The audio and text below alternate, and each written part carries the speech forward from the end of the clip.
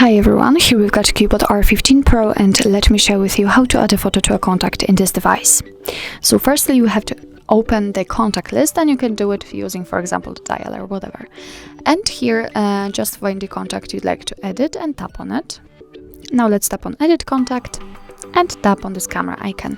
And here we can either take a photo and your device will open the camera app, so this is the best option to choose if you've got the person right in front of you, or you can choose a photo from the gallery. So let me pick to choose a photo.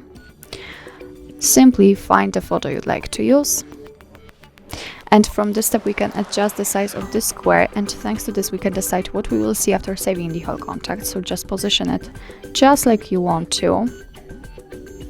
For example, something like this. Here you can rotate the picture, change the angle, so just have fun with this option. And if you're happy with the results, just tap on Done.